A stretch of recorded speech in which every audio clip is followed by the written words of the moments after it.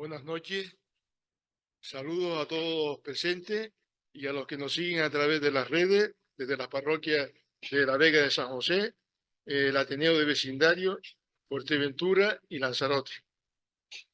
Continuamos con la programación de esta escuela, salvando el cambio de fecha sobre la clase de hoy que correspondía al 19 de marzo y que por dificultades de agenda hemos tenido que alterar sin problema gracias a la predisposición y a la colaboración de ambos ponentes. Muchas gracias. Siguiendo con la línea trazada en este curso, donde nos hemos centrado en el ámbito social, preferentemente en las personas y su dignidad, no podía faltar el racismo como tema de gran preocupación social que afecta a toda la sociedad mundial, origen de guerras, discriminaciones, xenofobias, etc. Como decía Papa Francisco, con motivo del Día Internacional de la Eliminación de la Discriminación Racial, el racismo es un virus que en vez de desaparecer, se esconde. Las expresiones de racismo renuevan la vergüenza en nosotros, demostrando que el progreso de la sociedad no está asegurado de una vez por todas. Es necesario combatir todas las formas de racismo, discriminación racial, xenofobia y otras formas de intolerancia. El racismo puede y debe ser derrotado mediante una cultura de encuentro, fraternidad y solidaridad. La clase de esta noche se titula El racismo como síntoma, genealogía de la diferencia en la construcción de la idea de nación en España. Para ello contamos con la presencia del doctor don Roberto Gil Hernández, nacido en Los Realejos, Tenerife. Don Roberto Gil Hernández, doctor por la Universidad de La Laguna en Filosofía, Cultura y Sociedad, con mención cum laude. Obtuvo el premio extraordinario del fin de carrera en la titulación de licenciado en Sociología en el curso 2008-2009. Sí. Ratificado por la Facultad de Ciencias Políticas y Sociales de la Universidad de La Laguna. Su actividad profesional y académica se desenvuelve fundamentalmente en los campos de la antropología social y la sociología de la cultura. Sus ámbitos de investigación son la teoría crítica, los estudios culturales, el pensamiento descolonial y el psicoanálisis. Su trabajo se centra en los procesos de representación asociados a la construcción de identidades culturales y sus vínculos con fenómenos como el nacionalismo y la creación de espacios patrimoniales en España. Es miembro del grupo de investigación La experiencia turística, imagen, cuerpo y muerte de la cultura, en diferentes universidades extranjeras y españolas, que implementa actualmente este proyecto. La modernidad paradójica, experiencias artísticas y turísticas en la España desarrollista 1959-1975, financiado por el Ministerio de Ciencia e Innovación. También se encuentra desarrollando, por encargo de la Dirección General de Patrimonio Cultural del Gobierno de Canarias, el proyecto de investigación Los signos del patrimonio cultural, poder, identidad y olvido en la gestión de la memoria colectiva en Canarias. Es responsable de la coordinación del programa de pensamiento crítico denominado No Todo, Crítica y Negatividad, del Museo Tenerife Espacio de las Artes, más conocido por todos como el TEA, perteneciente al Cabildo Insular de Tenerife. Hasta la fecha ha publicado más de una veintena de trabajos académicos, con difusión en el ámbito nacional e internacional. De ellos, en torno a una quincena son artículos académicos, 4 son libros y 3 capítulos de libros. Actualmente trabaja como docente e investigador interino en la Universidad de La Laguna. Y aunque es una persona joven, como todos ustedes pueden comprobar, podemos afirmar que se trata de uno de los pensadores más importantes que hay hoy en Canarias. Toma la palabra Roberto Jiménez.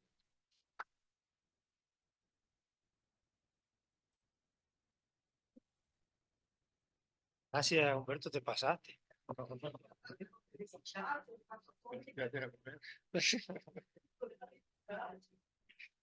Bueno, muchas gracias a todas y todos. Buenas noches. Quiero empezar haciendo un agradecimiento particular, personal, a Cristina Vega Martín como coordinadora de la escuela, por supuesto a Daniel Barreto y Jesús Pérez del Aula Cultural Manuel Alemán, Antonio Quintana, colaborador también de la escuela y del periódico Noticias Obreras, a Fausto Saavedra, que está ahí a los mandos y que está haciendo que esto salga para otros sitios, por su trabajo logístico y, como no, a la Escuela de Formación Sociopolítica y Fe Cristiana y al ISTIC. Es un placer para mí estar aquí para hablar de asuntos tan relevantes y, por suerte y por desgracia, también de tanta actualidad como el que da título a mi conferencia. Mi conferencia se llama El racismo como síntoma, genealogías de la diferencia en la construcción de la idea de nación en España. Y quiero empezar con una imagen que pueden ver ahí. Es una imagen que se dio en una manifestación convocada en noviembre de 2020 en Arguineguín. Recordemos que el puerto de Arguineguín se convirtió en escenario de la necropolítica migratoria de España y la Unión Europea en Canarias. Nuestro archipiélago cumplió en ese momento y sigue cumpliendo en la actualidad el papel de frontera imperial de Europa en el noroccidente de África, a través de su uso como plataforma de expansión y contención hacia el continente al que pertenecemos, es decir, al continente africano. Sí, sí, de acuerdo. No se sube más. Yo intento hablar un poquito más alto. El lema de la marcha podría decirse que fue: esto es una invasión. Se hablaba de invasión, era la retórica que abundaba. Y cuando se usa esta retórica, quiero hacer hincapié en esto, retórica polemológica o de guerra, para aludir a las migraciones desde el continente al que pertenecemos hacia las islas o hacia el Estado español en su conjunto, nunca se hacen estas afirmaciones de una manera inocente. Describir un movimiento demográfico que se produce en términos de agonía, causando además la muerte a una parte significativa de sus protagonistas, no puede ser de quienes han presentado en algún momento un desafío a la deriva homogeneizadora que acompaña las genealogías de las diferencias que hicieron posible la construcción de la idea de España. Suelo decir que estas genealogías pueden organizarse, para analizarlas mejor, en al menos 4 categorías. 4 categorías que en realidad aluden a 4 grandes oleadas históricas de edificación de cuanto conforma, y esto es muy importante, también de cuanto queda al margen de lo que se entiende por España. Estas 4 oleadas son: del siglo XIV más o menos al siglo XVII, la expansión del imperio colonial hispano hacia África. Nosotros representamos una parte del continente, América y Asia, los últimos compases ya del siglo XVII. Una segunda oleada que abarcaría del siglo XVIII al XIX, que se correspondería con el surgimiento del Estado-Nación liberal en España como tal, y que va de la Guerra de Sucesión a la Guerra de Independencia de España, me refiero, la guerra contra el gobierno bonapartista. Una tercera fase que transcurre durante el siglo XIX y que tendría que ver con la gran crisis y resurrección nacionalista que se produce entre la restauración borbónica y el final del franquismo. Y una cuarta y última fase, en la que todavía estamos metidos o enredados, que tiene lugar en el último tramo del siglo XX, que empieza o se da durante la normalización democrática neoliberal, empieza con la transición y no se sabe todavía si ha terminado, pero el último hito que lo ha marcado es el proceso independentista en Cataluña. Empezamos por la primera. Voy a hacer un recorrido lo más rápido que pueda por estas 4 grandes etapas, analizando sus hitos fundamentales, y luego nos vamos a detener en esto de el síntoma y sus vínculos con el racismo. Si empezamos por esta primera fase de expansión del imperio colonial hispano, en la imagen tenemos un cuadro, una pintura de historia de mediados del siglo XIX de Dioscoro Puebla, muy famosa, se llama El desembarco de los españoles en el Caribe. Se suele acotar esta primera oleada, como ya dije, entre los siglos XIV y XVII, más o menos, vinculándola a episodios históricos como la llegada a América de los primeros europeos. Pero fíjense, esta lectura no es del todo correcta, porque antes de esto, en la última fase de desarrollo feudal, en lo que hoy denominamos la Europa occidental, se dio un proceso de expansión en busca de territorio y población que autores como Immanuel Wallerstein consideran que se encuentra en la génesis del capitalismo. Me refiero a la expansión, por ejemplo, de poblaciones normandas hacia el sur de la península itálica y Sicilia, a la toma por parte de las tropas cruzadas de Chipre, Palestina y Siria, luego de la isla de Creta y de las islas del Egeo. Hablo también de la expansión inglesa hacia Gales, Escocia e Irlanda. Hablo del movimiento de los alemanes y escandinavos hacia los territorios bálticos y eslavos. Y por supuesto, cómo no, de la conquista de Al-Ándalus en la península ibérica. ¿Cuál es el ideario que acompaña a todos estos procesos de expansión, conquista y despojo? Pues hay que admitir que el ideario que acompaña estos movimientos es fundamentalmente el etos del cristianismo de la época. Se da así una paradoja muy compleja. Un credo universalista que en la teoría propende y propone la igualdad de todos los seres humanos, se convierte, como afirma Cedric J. Robinson, en un agente homogenizador, no tanto, perdón, en un agente homogenizador, sino en un dispositivo que en la práctica promueve la distancia hasta la exageración de las diferencias regionales, subculturales y dialécticas, hasta convertirlas en diferencias raciales. A su vez, plantea Robinson que esta diferenciación de la población por sus creencias religiosas introduce también jerarquías raciales en el uso de la fuerza de trabajo.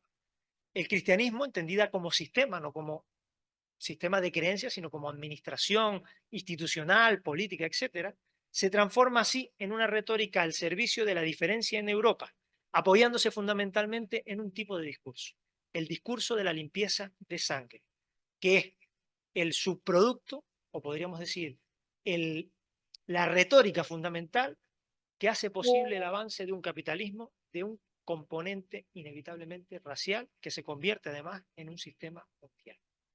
Y ello es visible en fuentes históricas como el Cantar del Mío Cid, por ejemplo, en el caso de la península ibérica, la primera Crónica General de España, el Romancero Viejo, en las cuales se detallan episodios concretos de la conquista de la Landa. Pero, ¿en qué consistía explícitamente este discurso de pureza o limpieza de sangre? Una investigadora muy prominente en los estudios del casticismo, Christiane Stalaer, habla de este tipo de retóricas como dispositivos de vigilancia sobre los posibles focos de contagio que conforman la endogénesis del casticismo.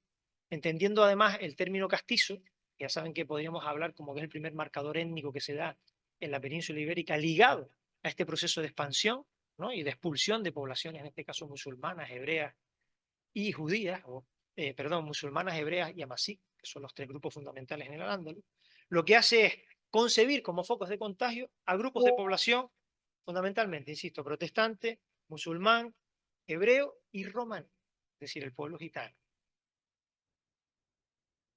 Mediante el recurso, entonces, de instituciones cristianas como la Santa Inquisición, se refuerza esta tendencia a la diferencia entre la población que se considera cristiana vieja y los cristianos nuevos.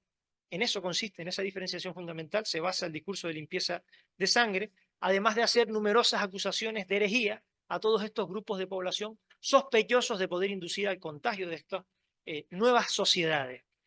Y además la Inquisición vigila también, como se sabe, a grupos específicos como las mujeres, que son acusadas frecuentemente de brujería, a grupos insumisos, que son acusados de rebeldía, hablamos aquí de nuevo, por ejemplo, del pueblo romaní, a poblaciones itinerantes, ¿verdad?, que son acusados también de hechicería, etcétera. Aquí también entraría el pueblo romaní, incluso el pueblo hebreo, y a grupos esclavizados, provenientes en su mayoría del continente africano, ¿de acuerdo? A los que se les acusa además en muchos casos, pese a convertirse, de hacer falsas conversiones.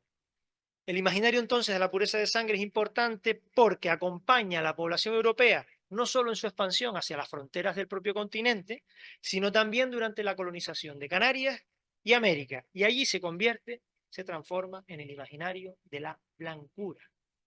El imaginario de la blancura, tal como lo define Santiago Castro Gómez, un filósofo colombiano que ha estudiado con mucha profusión este tipo de procesos, se sostiene en una idea cultural concreta. Ser blanco no depende solamente del color de la piel.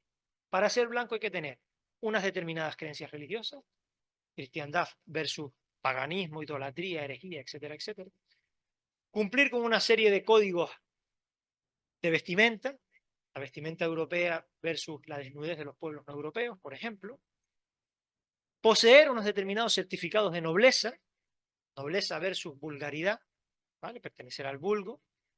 Asumir unas determinadas formas de comportamiento, esta es la clásica diferencia que establece Norbert Elias, por ejemplo, entre civilización e incivilización, y por supuesto participar en la producción y transmisión de conocimiento siguiendo unos determinados cánones epistemológicos.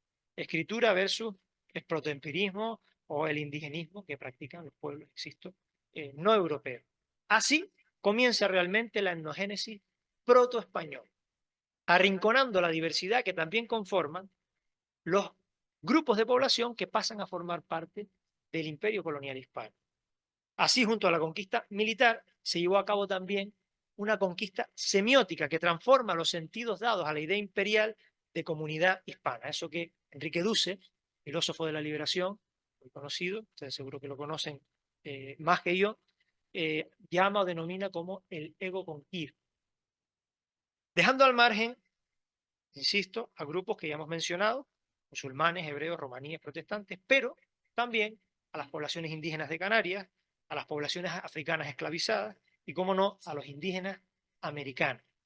La imagen que ven en esta foto, esta fotografía, es la portada del Colegio San Gregorio de Valladolid y es muy ilustrativa de cómo se produjo esta primera oleada de construcción protonacional de la idea de España. En el pórtico, si se fijan, traté de que fuera lo más ajustado posible, pero que fuera un grabado antiguo, ¿no? Para no mostrarlo en la actualidad, sigue estando relativamente igual, aunque ha sido restaurado en alguna ocasión. En el pórtico, que data de finales del siglo XV, se observa cómo su edificación coincide con una efeméride de muchísima importancia sobre el proceso del que estoy hablando. La gran controversia, que como saben es una discusión teológica en la que se imponen las tesis de Fray Bartolomé de las Casas, quien defendía la gentilidad de los amerindios. Los guanches llegaron, las poblaciones indígenas de Canarias llegaron tarde a esta discusión, como saben, pero que a la par que decían el alma supuestamente de la cual serían portadores estas poblaciones, condena a la infidelidad a poblaciones musulmanas, hebreas y negras.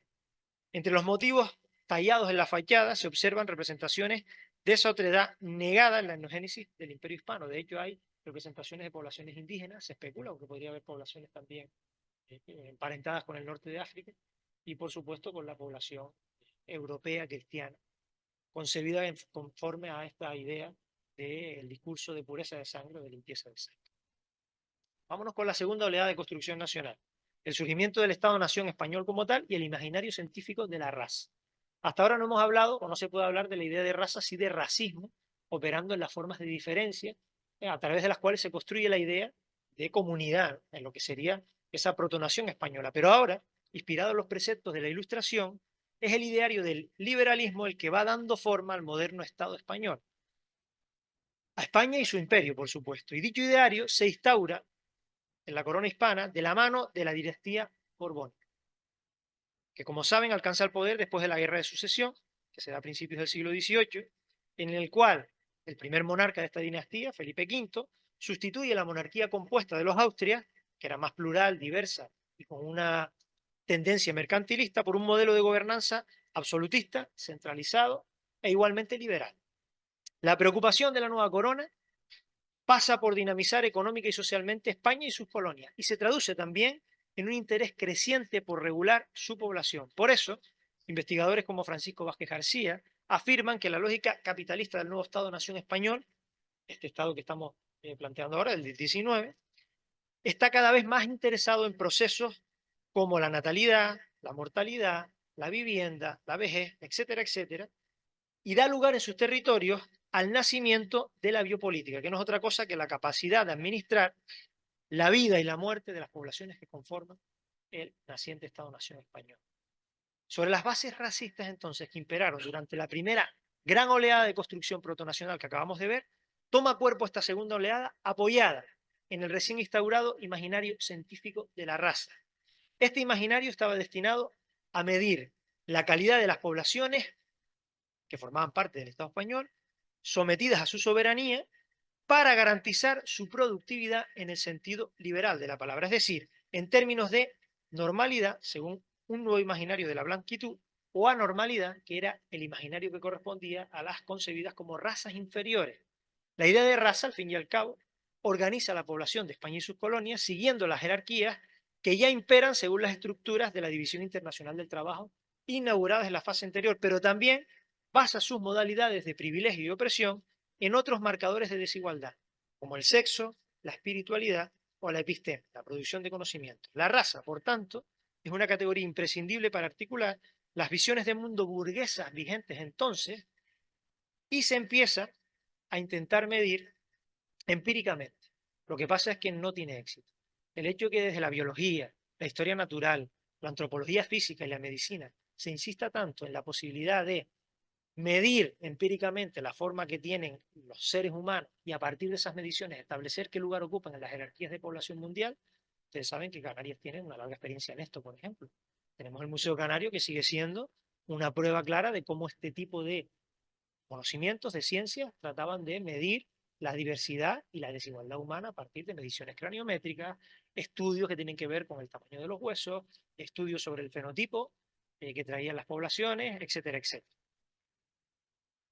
A pesar de que se ponen en marcha estos dispositivos, la raza sigue operando para legitimar, como vemos, las desigualdades que ya fungían en el sistema mundial capitalista desde el siglo XV. Y la idea de España empieza a concebirse entre finales del siglo XVIII bajo planteamientos romanticistas y desde principios del siglo XIX, utilizando estos criterios más empiristas, científicos, para justificar, una vez más, su preeminencia imperial, ahora más allá del etos cristiano, que pasa a estar en un segundo plano, un tercer plano, y es el discurso de la ciencia el que ocupa el papel fundamental. Además de la raza, toman cuerpo entonces o cobran importancia otros conceptos como la idea de nación, que aquí ya sí aparece formulada, la etapa anterior estaba todavía en ciernes, la nación entendida como una comunidad imaginada y como una administración soberana de miembros, se supone que iguales, la historia, entendida como el destino compartido de los miembros de la nación, y los sujetos que forman parte de esa nación, que son miembros también soberanos y supuestamente libres que conforman la nación. Sin embargo, la nación como construcción social burguesa supone una interpretación, o más bien una interpelación a una comunidad, es decir, a un nosotros, que siempre precisa ser de otro mecanismo que yo lo defino como perverso. No es posible imaginar la nación sin apelar a un nosotros, esto es cierto, pero tampoco es posible imaginar la nación sin excluir a unos otros. ¿Quiénes quedan fuera de la formulación de la nación en España? Ya hemos visto quiénes quedaban fuera antes, ¿verdad? En esta primera oleada, pero en esta segunda, pues para empezar, los defensores del modelo compuesto de monarquía, los austrias, que fueron las primeras víctimas de este discurso, que fueron reprimidos duramente durante las guerras de sucesión, en especial los reinos de Mallorca, Valencia y Aragón. De hecho, buena parte del nacionalismo y el independentismo catalán basa sus preceptos históricos en este momento traumático en términos colectivos para estas poblaciones, pero sobre todo los grandes damnificados, las poblaciones excluidas de este relato nacional español son las poblaciones subalternas que se conciben dentro de los límites de todo el imperio. Hay que volver a citar a las mujeres, aún sin derechos, a los grupos étnicos como romaníes, que no eran productivos, a la población criolla de América Latina, que no tenía acceso a los puestos de la administración colonial, y fruto de ese descontento tendrán lugar las primeras revueltas a finales del siglo XVIII y los procesos de independencia en América Latina, los grupos indígenas de América y África, que protagonizarán en América en el XIX y en África en el XX movimientos de descolonización, y los grupos esclavizados que también existían dentro del territorio estatal español. Estamos hablando de población esclavizada que llega prácticamente hasta el siglo XIX en lugares como Andalucía, Canarias, el norte de África y América Latina. La Constitución de 1812 quiso revertir, en parte, esta situación al declarar que la soberanía del Estado-Nación recaía, cito textualmente, en la reunión de todos los españoles de ambos hemisferios. Esta maniobra, sin embargo, seguía excluyendo a mujeres, romaníes, indígenas, esclavizados. De hecho, solo incluía a las élites criollas por temor a las independencias, que llegaron muy pronto. En Estados Unidos, que no entraría dentro del Imperio Español, pero fue un proceso independentista clave para inspirar a las colonias españolas, como saben, en 1776. En Haití, en 1792. Las primeras revueltas en América Latina empiezan en 1740 y llegan hasta 1807, cuando ya empiezan los procesos de descolonización como tal. Y luego se da, además, la ocupación francesa de España. Entre 1808 y 1814, fuerza la creación de las Juntas Supremas Gubernativas, que en Canarias sabemos un poquito de esto, porque nos trajo la división provincial y nos trajo también el único periodo en el que el archipiélago se ha, entre comillas, autogestionado. El final de la Guerra de Independencia interrumpe esta tentativa e instaura un nuevo periodo, el de un nacionalismo centrípeto, calificado por el historiador José Álvarez Junco como fanatismo castizo. La reacción a esta formulación nacionalista de carácter racista, que combatía y exacerbaba además los anhelos de mayor igualdad entre las élites de la orilla imperial, es el germen del nacionalismo además centrífugo y hace posibles, como les decía antes, las independencias americanas. ¿Qué sucede entonces en esta segunda oleada? Que se reemplaza el protorracismo religioso del discurso de pureza de sangre por el racismo científico que sigue considerando inferiores a las poblaciones no europeas, demostrando, como asegura George W. Stocking, que raza y nación son conceptos aplicables a diferentes niveles, pero de una misma pirámide. Tercera oleada, muerte y resurrección nacional. Como saben, entre las consecuencias de la guerra de sucesión está la disputa por la primacía del comercio mundial entre los imperios español, británico, francés y holandés, fundamentalmente. Esto influye y mucho en los apoyos que durante el siglo XIX alcanzan las naciones americanas en su independencia, en quienes se apoyan las élites criollas que protagonizan las independencias de América Latina, fundamentalmente en los otros imperios europeos con los que competía España. Esto supone el primer golpe que acabaría desembocando en la supuesta crisis nacional más grave que ha sufrido la historia de España. ¿Cuál es? La de 1898. El antagonismo político es otra de las causas que se suele poner sobre la mesa por parte de estas retóricas del nacionalismo centrípeto español para explicar esta gran crisis, ¿no? Hablamos de episodios como el sexenio democrático, que desemboca, como ustedes saben, en la Primera República, de carácter liberal y cantonalista o federal, que hizo posible la emergencia además de visiones alternativas a esos relatos totalizadores imperantes hasta entonces sobre el Estado-Nación en España, y además sienta las bases de futuras alianzas entre liberales progresistas y federalistas por un lado, y el bloque conservador, compuesto por liberales conservadores, monárquicos y tradicionalistas, por otro, que además tiene su eco más salvaje en la guerra civil. Antes veíamos el Maine, semi-unido en la bahía de La Habana, ahora vemos a Franco capitaneando a las tropas en la guerra del Rif. Tiene mucho sentido esta imagen, porque fíjense, la restauración borbónica, a finales del siglo XIX, que hizo lo posible por coartar lo que Ortega y Gasset llamaría el germen particularista, tanto en la península ibérica como en las colonias, se reproduce en este nuevo periodo a partir de la guerra del Rif. Como saben, tiene lugar a finales del siglo XIX y es una secuela de la guerra de África, tiene lugar a mitad del siglo XIX. Las guerras de Cuba, la guerra de los 10 años, la guerra chiquita y la de independencia, que acaba en 1898. La guerra hispano-estadounidense, que tiene lugar en la misma época y es la clave para que Cuba se independice. Fruto de los pactos que se dan tras esta guerra, la entrega a Estados Unidos de Puerto Rico, Filipinas y Guam, y la venta a Alemania un año más tarde de las Islas Marianas, Carolinas y Palau. Además, todos estos episodios se supone que dan forma a la pérdida de la primacía imperial de España frente al imperio británico, fundamentalmente. Y además el fortalecimiento de lo que en España se empezaba ya a denominar como la leyenda negra. Todos estos episodios históricos, insisto, dejan a las élites conservadoras y monárquicas que habían gobernado hasta entonces el Estado español en una situación de crisis colectiva o de presión nacional. Las retóricas de muerte, a la hora de referirse a la realidad del Estado español, se imponen en este momento. Y su propia élite intelectual, de distinto signo político, termina asumiendo las tesis que en aquella época en Europa estaban de moda, son las de Max Nordau, sobre la degeneración nacional, formuladas en ámbitos tan diversos como la geopolítica, pierde peso internacional España, la económica, hay una depresión productiva y un ensimismamiento, cultural, hay una incapacidad, se concibe así, para producir pensamiento propio en España, y ojos, racial, hay una degeneración biológica causada, fíjense lo que se decía en la época, por la mezcla con las poblaciones coloniales con las que se había interactuado España durante esos siglos, e incluso, y esta es todavía más curiosa, de virilidad. Hay una pérdida de masculinidad vinculada al ideario nacionalista español. Pero todo discurso de muerte lleva aparejado siempre retóricas de resurrección. Se podría decir que en este periodo también se inicia una lucha por hegemonizar una nueva visión nacional. Una nueva visión nacional que además tiene competencia interna, porque dentro del Estado español empiezan a surgir nacionalismos que antagonizan con la idea del Estado español. Nacionalismos, vamos a llamarlos interiores. El vasco, que se reivindica, como ustedes saben, como la raza más antigua de Europa. Tiene lugar el proceso de la Renaixença catalana, en el que se habla de una España semítica frente a una Cataluña aria. Imagínense si los elementos raciales siguen planeando en este tipo de discurso. El resurgimiento gallego, donde los gallegos serían celtas y arios frente al resto de la población española, que poco menos sería que africana. Y dos ejemplos que son diferentes.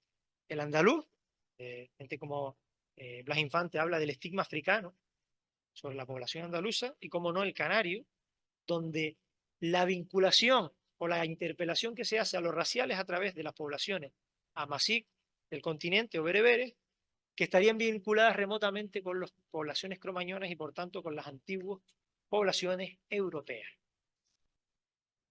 Para tratar de gobernar todo este antagonismo, tiene lugar una serie de episodios políticos de enorme calado que muestran además esa inestabilidad política de la que hablamos.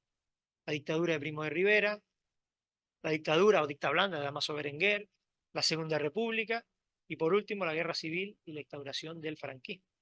Todos ellos responden, aunque tengan diferentes signos políticos, al intento de establecer un nuevo orden nacional. Con todo, el franquismo, que es el que se impone finalmente y dura más tiempo, encarna como ningún otro periodo histórico ese deseo de resucitar a España de la muerte, esa muerte nacional, de esa suerte de aletargamiento nacional, racial, masculino, intensificando la aplicación de un nacionalismo totalizante, excluyente y depredador. Probablemente porque fue la modalidad que tuvo más tiempo y más poder para materializar sus fines.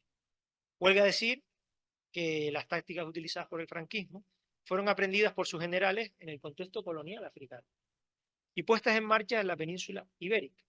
Por eso era tan común durante la guerra civil y durante la dictadura escuchar a los medios del régimen y a los propios altos mandos denominar a los enemigos de la patria, que eran, como ustedes saben, los que defendían la democracia, nacionalistas no españoles, comunistas, anarquistas, feministas, no cristianos en algunos casos, etcétera, etcétera, con términos claramente inspirados en el imaginario racista colonial.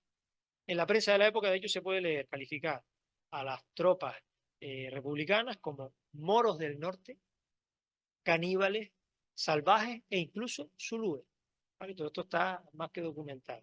Zulúes es una clara racialización desde la opresión al enemigo político. O sea, las tácticas coloniales empleadas en territorio europeo, en territorio, en este caso, del Estado español, en la península ibérica. ¿Vale?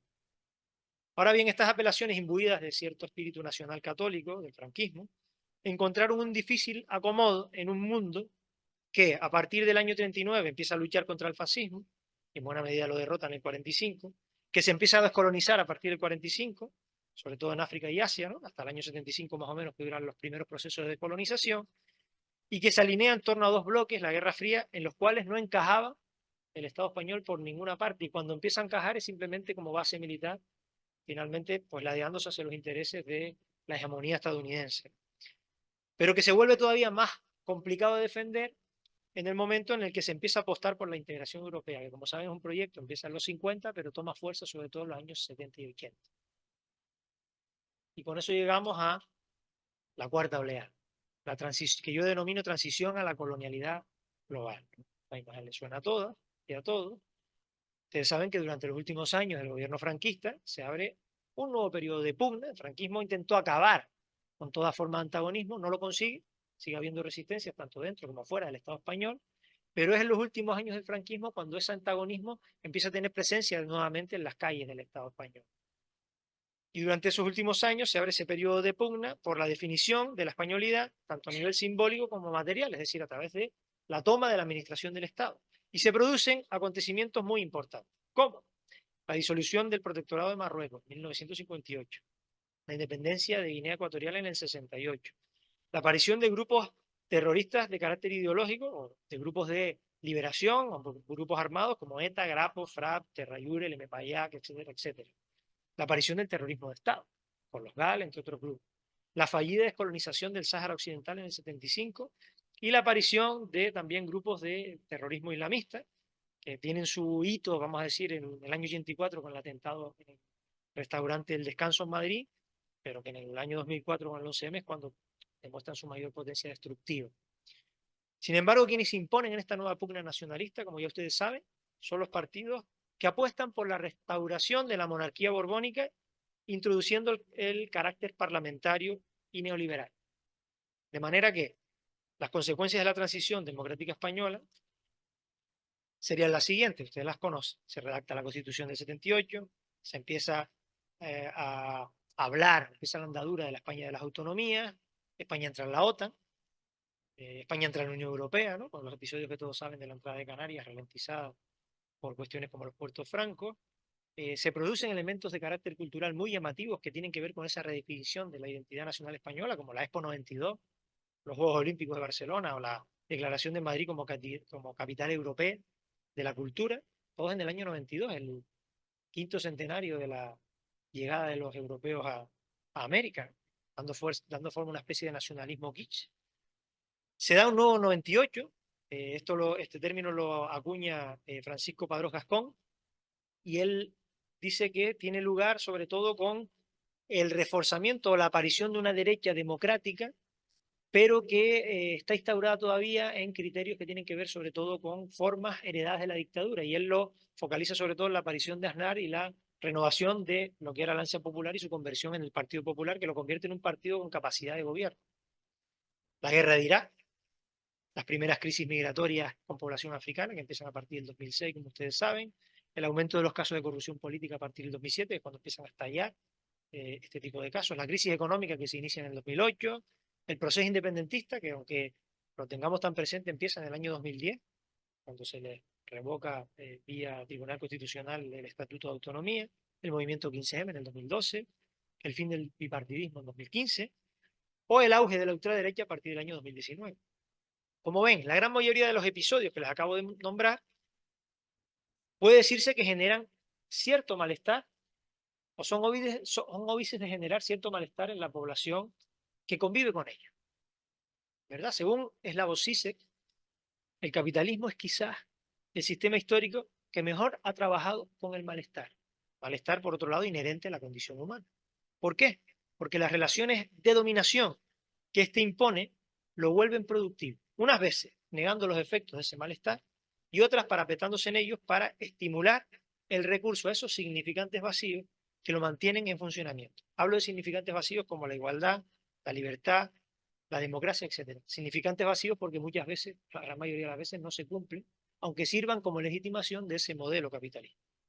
La persistencia aún así de ese malestar es el mejor ejemplo de cómo opera el síntoma en el ámbito social. ¿Y cómo puede describirse un síntoma en el ámbito social? Pues metafóricamente hablando podríamos definirlo como una grieta, como una falla, sin la cual no es posible la experiencia humana. En un sentido estricto, el síntoma alude a un malestar inconsciente que impide la clausura total de la experiencia de un sujeto o grupo social. Hasta cierto punto, fíjense, las entidades nacionales responden al deseo imposible de encubrir los síntomas de un determinado malestar social. Pero las identidades nacionales también son sintomáticas en sí mismas. Lo son porque para construir un nosotros nacional se necesita, insisto, dejar fuera siempre a un otro no nacional, extranjero, amenazante o enemigo. Y para articular todos esos marcadores de la diferencia, la raza resulta una categoría imprescindible. Aún hoy, de los nacionalismos contemporáneos, aunque estos mismos lo nieguen. Pero vamos a seguir de momento un poquito más con la definición del síntoma social y ahora volvemos al racismo. Es Sigmund Freud quien acuña por primera vez el concepto de síntoma en el campo del psicoanálisis. Pero según Lacan, es Marx el verdadero descubridor del síntoma, cuando éste trataba de caracterizar los excesos del capitalismo. El logro de Marx en este sentido sería demostrar que aquellos fenómenos que concebimos como errores o desarreglos del sistema capitalista, es decir, la desigualdad, las guerras, la crisis o el propio racismo, son en realidad su verdadera naturaleza, porque el capitalismo es incompatible con la vida en condiciones dignas para todos los seres humanos y, como se está demostrando en los últimos años, también para la mayoría de especies que pueblan el planeta. Las identidades nacionales, debo insistir, encuentran en el síntoma un excelente caldo de cultivo en el que crecer.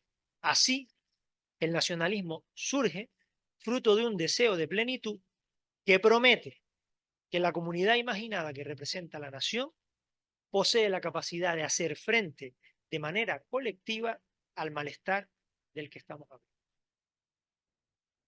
Esto tiene mucho sentido con el auge de determinadas formas de nacionalismo en la actualidad, ¿no? Un sistema de defensa, un último recurso, una creencia en la estabilidad de la comunidad, en un mundo que se nos antoja plagado de riesgos y al borde de la extinción. No obstante, la propia génesis moderna del nacionalismo describe una paradoja.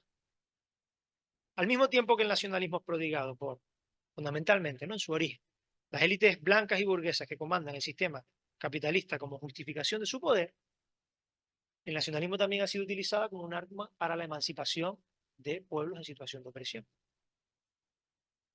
¿Puede entonces una ideología que propugna la diferencia combatir el malestar social que esa misma diferencia provoca? ¿Puede entonces una ideología que propugna la exclusión apelar a la emancipación de grupos sociales oprimidos? Desde mi perspectiva, parece complicado que lo consiga, entre otras razones, porque la identidad nacional, insisto, solo se logra mediante la inscripción de fronteras. La nación es, por ello, el resultado siempre de un ejercicio de exclusión constitutiva.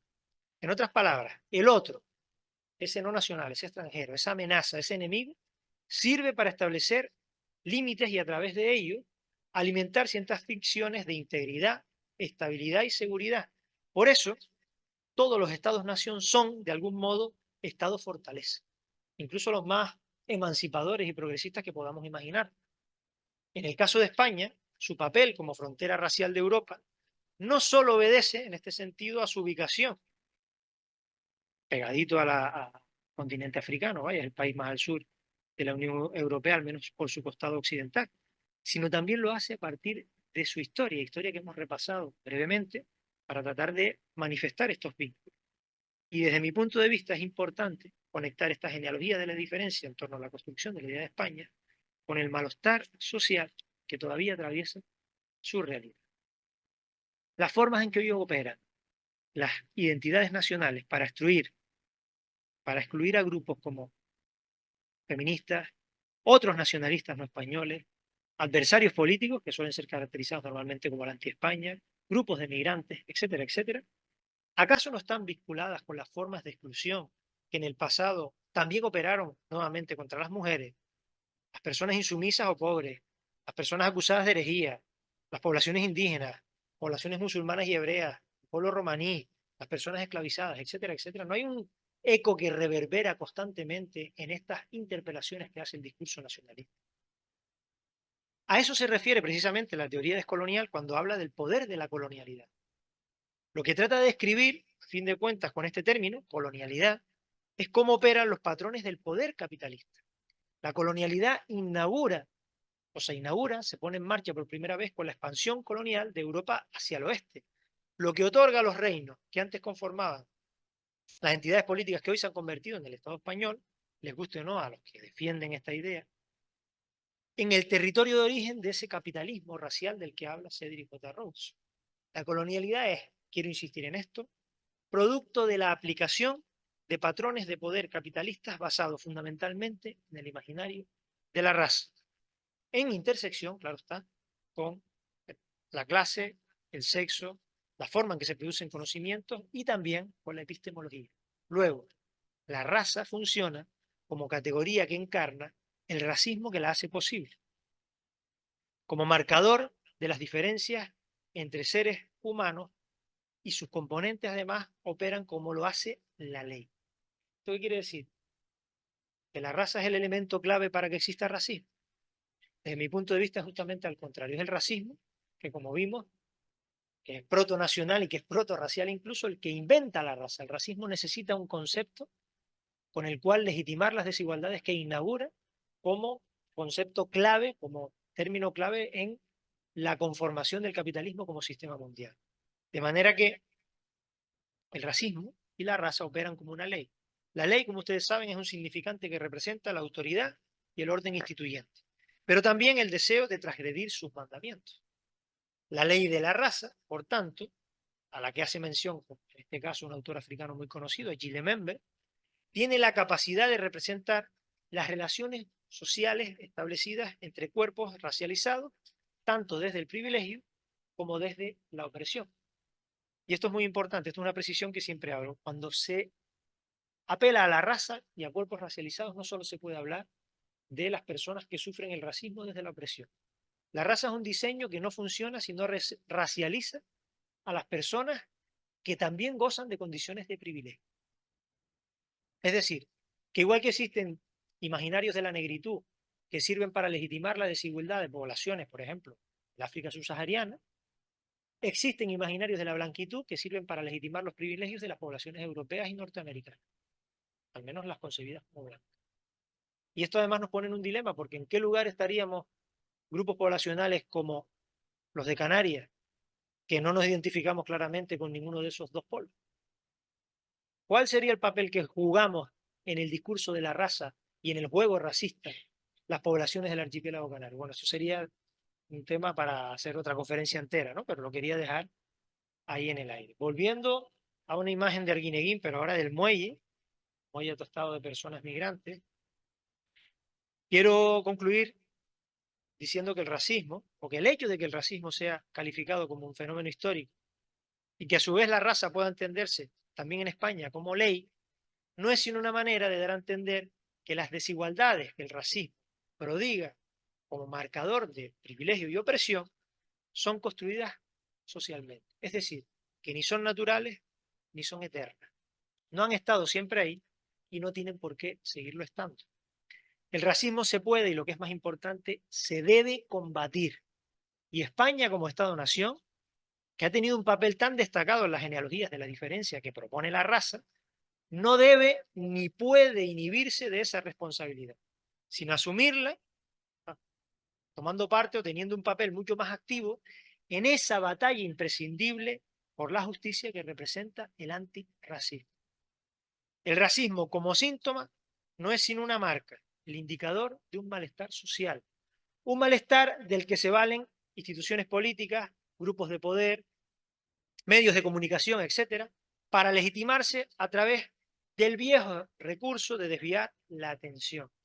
La atribución automática de un cariz amenazante a ciertas manifestaciones de diferencia es un precio demasiado alto a pagar para formar parte de una comunidad nacional.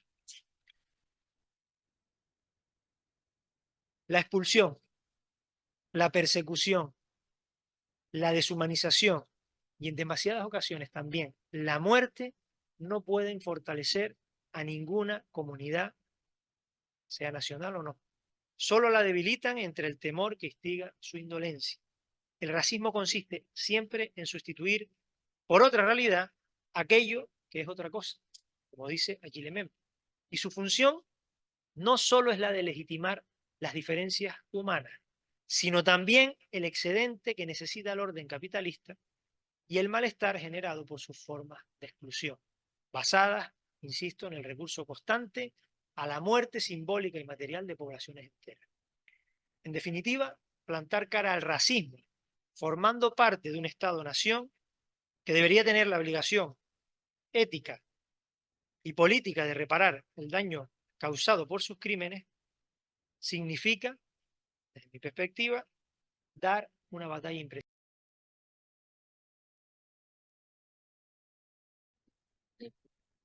Así que las personas que quieran participar, por favor, que levanten la mano.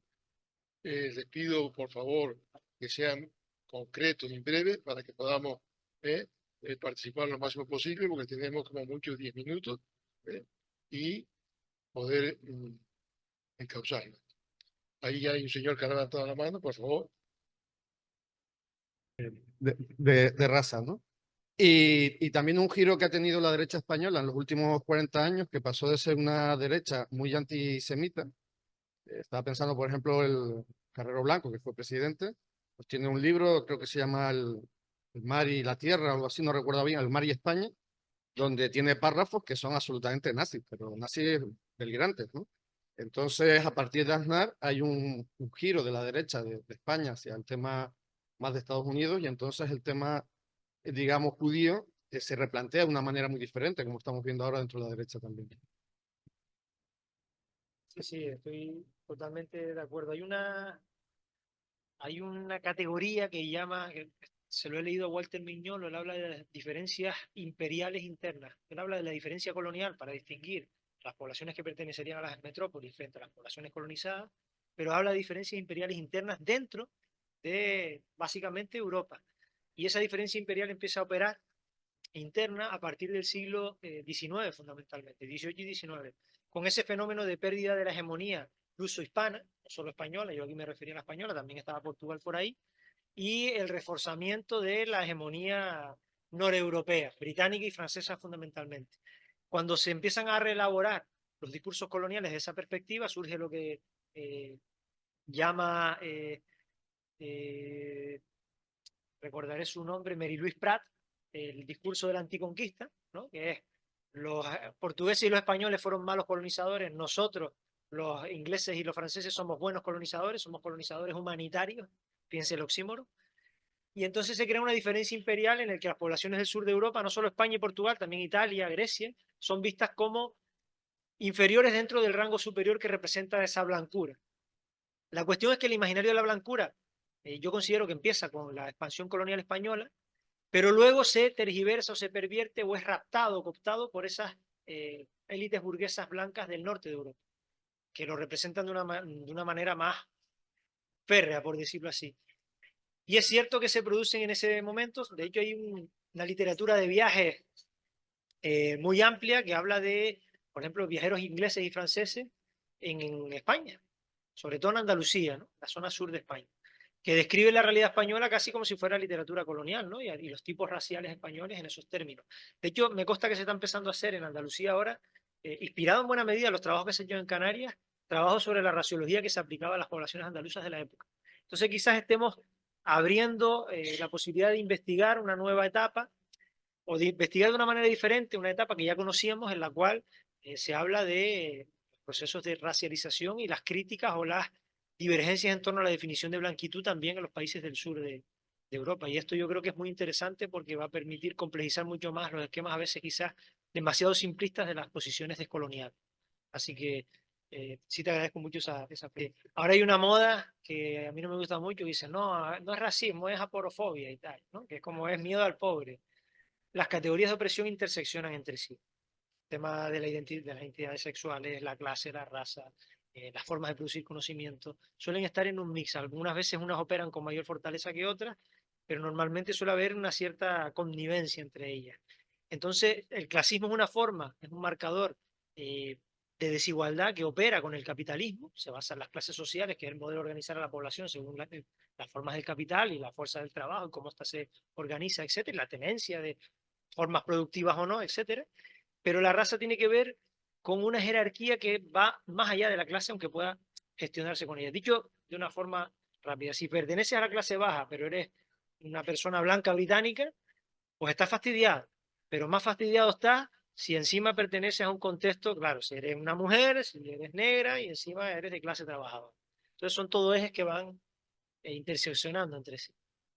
Es que antes mencionabas el contexto actual de España, ¿no? Donde por un lado hay un monopolio de los medios de comunicación y por otro lado es un estado frontera, ¿no? ¿Cómo le llamas? Sí, fortaleza, frontera. Entonces está claro que hay un interés claro del aparato ideológico del Estado por mantener esa otredad, ¿no? Para poder justificar su posición como Estado fortaleza. Y mi pregunta es, ¿qué tipo de estrategias hay para combatir como eso y cómo se puede cuantificar el impacto de esas estrategias? Sí, yo soy incluso más provocador. Yo lo que planteo es que quizás el problema sea la propia idea de nación, que no funciona sin esa autoridad que se le opone. Y estrategias, pues quizás sea el momento de, bueno, esto se lleva diciendo tiempo, ¿no? De empezar a buscar formas de construcción comunitaria que eludan estas retóricas de exclusión, o que si necesitan la exclusión porque el juego de identidades en las cuales se basan, necesitan un oponente, una otredad a partir de la cual reafirmarse, se basa en otros términos que puedan ser más lesivos, como pudiera ser, por ejemplo, el reparto de la riqueza y la división internacional del trabajo, por ejemplo. Es un tema complicado, yo creo que es lo que subyace a todo lo que he comentado, ¿no? Finalmente, si el nacionalismo no funciona para articular experiencias emancipadoras, ¿qué puede funcionar como elemento aglutinador? A principios de los años 2000 había una gran esperanza por las entidades postnacionales, ¿no? La Unión Europea, por ejemplo, era una de esas instituciones y ha demostrado que ni siquiera puede salirse de la lógica nacionalista y que sigue, lejos de ser una entidad postnacional, es una reunión de nacionalismo. Y cada vez más con los auges o el rebrote de las ultraderechas hipernacionalistas. Entonces es complicado. Y luego tenemos en la otra mano, insisto, los ejemplos de los nacionalismos populares que ha habido pues, fundamentalmente en el continente africano y en Asia, las descolonizaciones de finales del siglo XX, que también han mostrado sus limitaciones, pese a sus beneficios o sus bondades. ¿Habláis conmigo? Sí.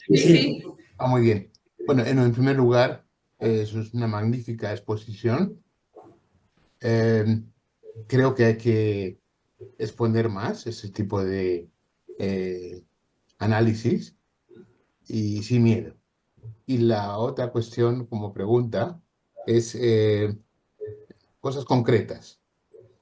Cuando se dice que el racismo es prejuicio más poder, ¿es correcto?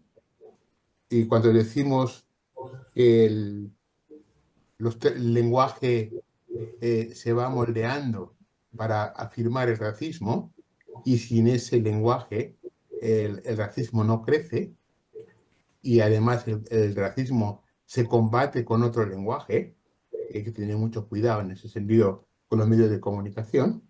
¿Cuál es tu opinión? Y lo último es el término subsahariano. ¿Qué le parece como creación de afirmación de un tipo de racismo? Luego está la diferencia de América Latina en el racismo que se produce ahí y la América del Norte. Gracias. Sí, sí, totalmente, totalmente de acuerdo. Tengo que- A ver, para que no haya eco ahí. Sí, por eso. Gracias, Cristina. Sí, Sí, yo creo que el racismo es poder, sobre todo. El prejuicio lo alimenta el poder y es una estratagema de poder. El racismo, sobre todo, es poder. Y desde luego, sin lenguaje no hay sociedad y sin lenguaje tampoco hay cambio en la sociedad. Y al hilo de esto, pues desde luego el uso de términos, hay un montón de términos que son problemáticos, subsahariano es uno de ellos y connota racismo. También se habla de afrodescendencia y también es problemático porque niega la africanidad de todo el norte de África cuando no se vincula a esas poblaciones. Estamos en la búsqueda constante de conceptos que, sí, bueno, estos ya son ya insultos directamente, ¿no? Estamos en la búsqueda constante de conceptos que sirvan para que quepa el mayor número de población y que no sean ofensivos para estas poblaciones. Desde luego, subsahariano no es el más correcto, aunque yo lo utilicé hoy de manera desafortunada, pero es difícil encontrar conceptos que resuman la compleja y variada realidad del continente al que pertenece también Canarias, aunque en muchos casos seamos las propias Canarias y Canarias las que no queremos reconocer. Una última pregunta, corta, si es posible. Alguien que quiera. A ver, Guillermo, por favor.